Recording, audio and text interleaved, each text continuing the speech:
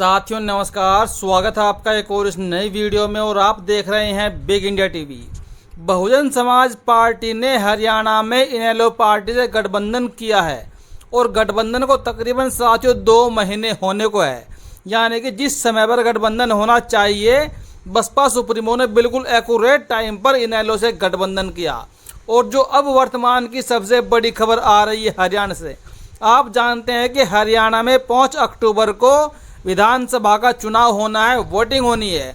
और उसके बाद 8 अक्टूबर को तुरंत ही चुनाव के नतीजे भी आपके सामने आ जाएंगे।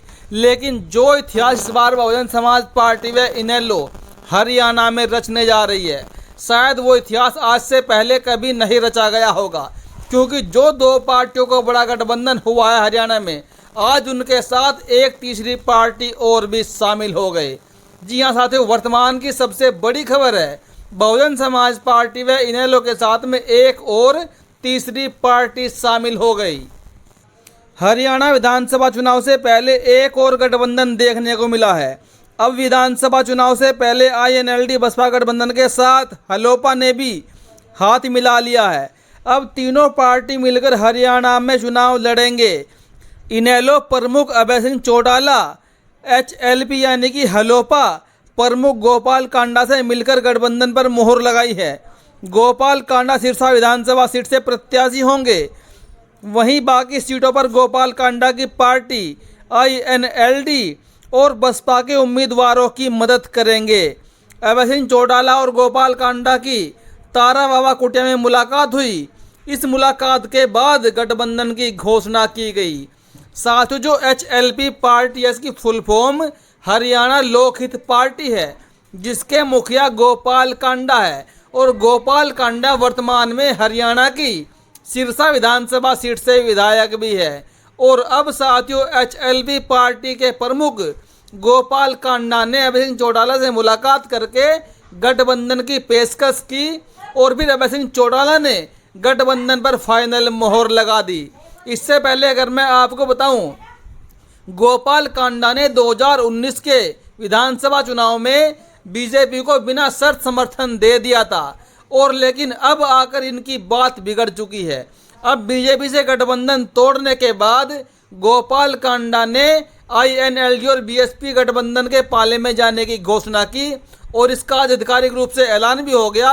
और हरियाणा की विधानसभा सीट सिरसा गोपाल कांडा को दे दी गई है। बड़ी खबर इसमें यह है कि जो 53 सीटें आईएनएलडी के पास है गठबंधन के तहत, उनमें से ही एक सीट गोपाल कांडा को दे दी गई है। और जो गोपाल कांडा है वो साथियों वर्तमान में विधायक भी हैं, हरियाणा में मंत्री भी रह चुके हैं। और वो एक अगर देखा जाए तो बहुत बड़े बिजनेसमैन भी है। गोपाल कांडा पैसे वाले आदमी है, धनी आदमी है। गोपाल कांडा के तमाम जो समर्थक हैं, जो एचएलपी के तमाम समर्थक हैं, वो बाकी सीटों पर बीएसपी और आईएनएलडी के प्रत्याशियों का समर्थन करेंगे, उनको वोट करने का काम करेंगे। ये वर्तमान की सबसे बड़ी खबर है हरियाणा से। गोपाल कांडा की पार्टी एचएलपी का थोड़ा सा आप जानकारी मैं आपको दे दूं।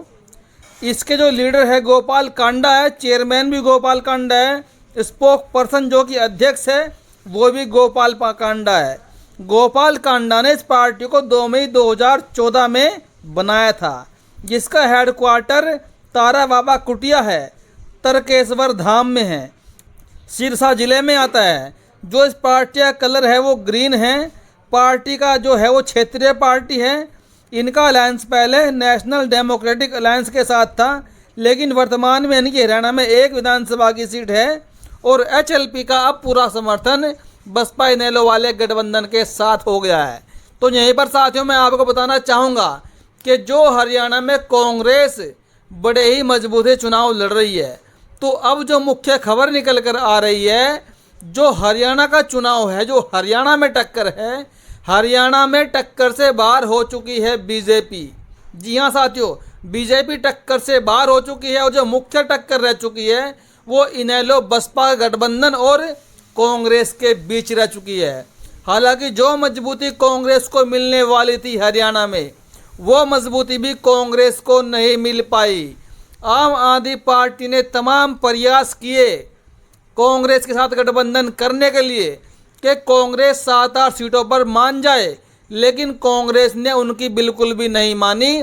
कांग्रेस ने आम आदमी पार्टी को 3 से 4 सीट भी देना मुनासिब नहीं समझा और अब अंत में आके आम आदमी पार्टी ने अकेले ही चुनाव लड़ने का ऐलान कर दिया हरियाणा में और 90 में से 89 सीटों पर आम आदमी पार्टी अपने प्रत्याशी जारी कर रही है। तो यहीं पर कांग्रेस को ये बड़ा झटका है, क्योंकि जो समर्थन आम आदमी पार्टी का मिलने वाला था कांग्रेस को, अब वो नहीं मिलेगा। तो ऐसे में जो वर्तमान में सबसे मजबूत स्थिति है वो बसपा और INLD की हरियाणा में है।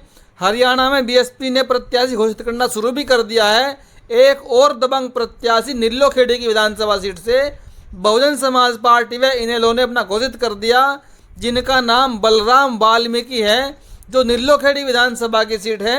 यहाँ पर बड़ी ही संख्या में वाल्मीकि समाज की वोटिंग है और दलित समाज का वोट बैंक है, जाट समाज का वोट बैंक तो साथ में खड़ा ही है। तो ऐसे में नीलोखेड़ी की सीट पर बलराम वाल्मीकि जो कद्दावर नेता है, इनको मैदान में उतारा है और बलराम वाल्मीकि के सामने चाहे बीजेपी का प्रत्याशी हो चाहे कांग्रेस का प्रत्याशी हो, सबकी चमक फीकी पड़ने वाली है। ये वर्तमान की सबसे बड़ी खबर है। और एक तरफ साथियों, आपके मन में से तस्वीर को देखकर क्या कुछ आ रहा है, अपना कमेंट बॉक्स में ज़रूर दीजिएगा इस तस्वीर के बारे में, जिसमें योगी महाराज और हमारे देश के चीफ जस्टिस DY चंद्रचूड़ मौजूद है। और एक तरफ साथियों, मध्य प्रदेश से बेहद ही बुरी खबर आ रही है। मध्य प्रदेश में सेना के 2 जवानों के साथ हिंसा और उनकी महिला साथी के साथ दुष्कर्म पूरे समाज की शर्मसार करने के लिए काफ़ी है। भाजपा शासित राज्यों की कानून व्यवस्था लगभग अस्तित्वहीन है और महिलाओं के खिलाफ दिन प्रतिदिन बढ़ते अपराधों पर भाजपा सरकार का नकारात्मक रवैया अत्यंत चिंताजनक है। अपराधियों की ये निर्भीकता प्रशासन की पूर्ण नाकामी का परिणाम है और इस कारण देश में पनपता है सुरक्षित वातावरण। भारत की बेटियों की स्वतंत्रता, उनके कांसाओं पर बंदिश है। समाज और सरकार दोनों शर्मिंदा हो और गंभीर से विचार करे। देश की आधी आबादी की रक्षा की जिम्मेदारी से कब तक आंखें चुराएंगे। और इसको लेकर बहन कुमारी मायावती ने क्या कुछ कहा है। बहन कुमारी मायावती ने भी कड़ा विरोध बीजेपी को लेकर किया है। आप इस खबर को पढ़िए जो कि बहन कुमारी मायावती जी की तरफ से आई है। मध्य प्रदेश के इंदौर में पर्यटक स्थल जामघोट में घूमने गए सेना के 2 अफसरों पर हमला, उन्हें बंधक बनाना तथा उनकी महिला मित्रों के साथ दुष्कर्म की घटना अति शर्मनाक है। सरकारों द्वारा लगातार हो रही ऐसी जघन्य घटनाओं को उसकी गंभीरता से नहीं लेने से ही स्थिति बेकाबू है। सरकार ध्यान दे। महिला सम्मान तो दूर की बात है, उनकी सुरक्षा को लेकर आए दिन जितनी बड़ी बड़ी बयानबाजी, उतनी ही ज़्यादा उनके साथ मानवता को शर्मसार करने वाली जघन्य अपराध की घटनाओं का जारी रहना यह साबित करता है कि खासकर असामाजिक व आपराधिक तत्वों में कानून का डर खत्म हो गया है। यह अति दुखद व चिंतनीय है। साथियों, बहन कुमारी मायावती ने भी इसको लेकर कड़ी आवाज़ उठाई है कि आखिरकार भाजपा सरकार के नेतृत्व में महिलाएं बिल्कुल असुरक्षित है और महिलाओं पर लगातार अत्याचार जारी है।